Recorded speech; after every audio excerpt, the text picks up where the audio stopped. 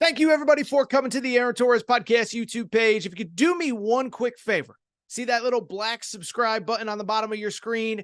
Go ahead, hit that little black subscribe button. Really does help this channel grow, my audience grow, and I appreciate it more than you know.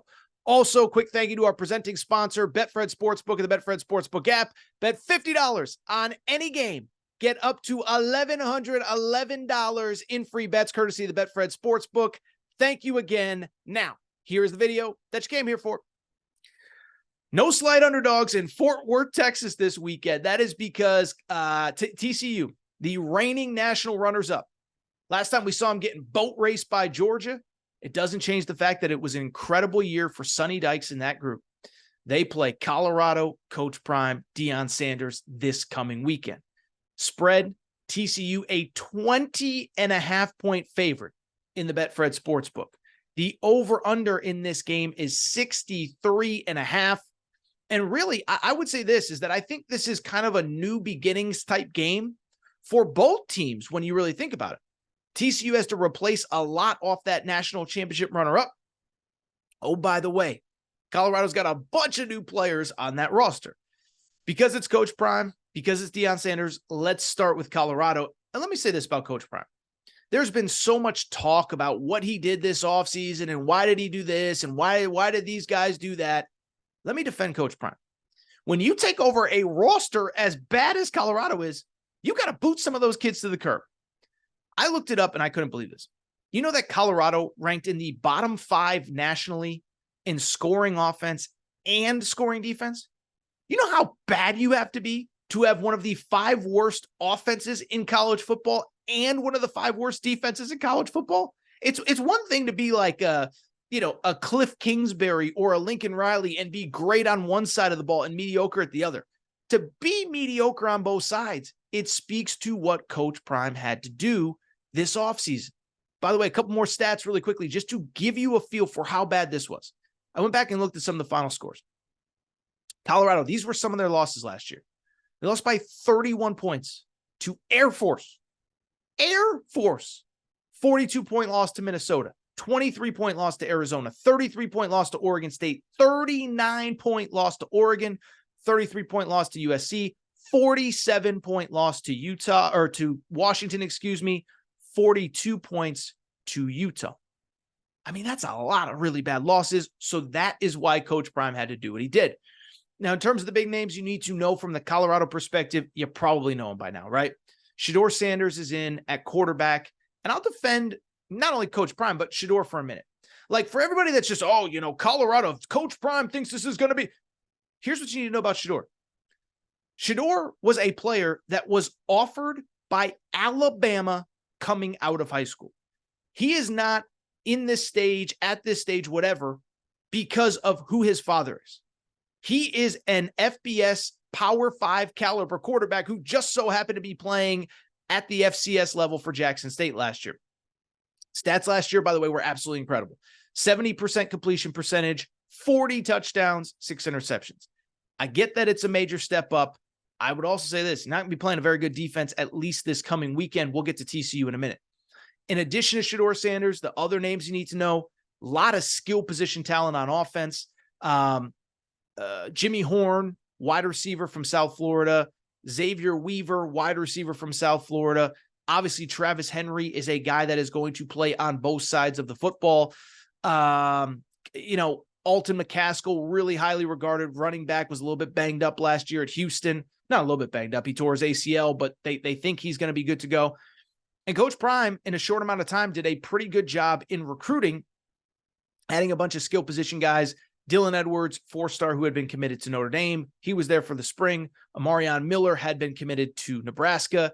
As far as the defensive side of the ball, the offensive line, we know the issues there. And I think that's ultimately what keeps Coach Prime Coach Prime in Colorado from having a ton of success this year. The depth on the offensive line, the defensive line just isn't good enough. Now, from the TCU perspective, let me say this. I do think in life, 2 things can be true. What TCU did was awesome last year. 13-2, they finished. They were the Big 12 runners-up. Remember, they didn't win the Big 12 championship, but they beat Michigan to play for a college football national championship. And it was a great season. And I was at the game. talked to TCU fans after. It was a dream season, even if it didn't work out the way that they wanted. With that said, they do have a lot to replace this year. Remember, Max Duggan, Heisman Trophy finalist, no longer there. You probably know about that. Kendre Miller, leading rusher, no longer there. Quentin Johnston, first-round wide receiver, no longer there. And in total, I don't think people realize this, TCU had 8 players drafted off last year's roster, which was one of the highest totals in all of college football. Defensively, they need to do a lot of work. Now, I should say, before I even get to the defense, I do want to give Sonny Dykes credit. Great play caller, great offensive mind, and he did a good job of fixing things in the portal and adding talent in the portal. Trey Sanders, former Alabama running back, is in. JoJo Earl, former Alabama wide receiver, is in. And oh, by the way, JP Richardson, Oklahoma star wide receiver, is in as well. Where my concern for TCU comes in is if that offense even takes half a step back. The defense was not very good last year. Overall, TCU's defense, how about this? They ranked 89th nationally in points per game allowed, just under 30 points per game allowed. They ranked 94th nationally in yards per game allowed, over 400 yards per game. 78th nationally in rush defense, 96th nationally in pass defense. Now, maybe the pass defense was because they got up big in some games, whatever. But keep in mind, they didn't even get up that big in a lot of games. This was a team that had several big comebacks last season. You go back to some of those games that they played. I mean, it was crazy. I mean, you obviously had the walk-off win against Baylor. You had, I'm just trying to think of some of these other games. They were down 28-17 when they played Kansas State in the regular season, ended up winning that game. They trailed 17-14 against Texas Tech going into the fourth quarter. How about this? They trailed 27-13 against Oklahoma State midway through the third and ended up winning in 2 overtimes. And so when I look at TCU, if the offense even takes half a step back, the defense wasn't very good last year, and they won a lot of close games. Because of it, I'll just be blunt. I said when the week 1 lines came out back in May or June or whenever it was, I said Colorado plus the 3 touchdowns is my official best bet. And 2.5, 3 months later, I'm not backing down from it. I look at this matchup, and what stands out to me, Shedeur Sanders Shedeur Sanders and that offense are going to be able to move the ball. Are they going to be great? Are they going to be perfect? No.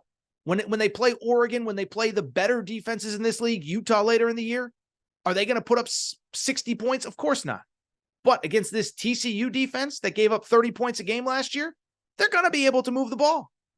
And so when I look at this game, I think the 20.5 points are way too many for this Colorado team. I believe Colorado is way more talented than people give them credit for. And I believe Coach Prime is a way better coach than people give him credit for. Remember, 12-1 last year, 11-2 the year before, and one of those losses was to an FBS program. So my official Betfred best bet for this game and for this week in week 1 is Colorado plus 20.5. I think they cover. I think they keep it competitive. I think there's even a scenario where they win, but I'll just make the bet at 20.5 and stick with that.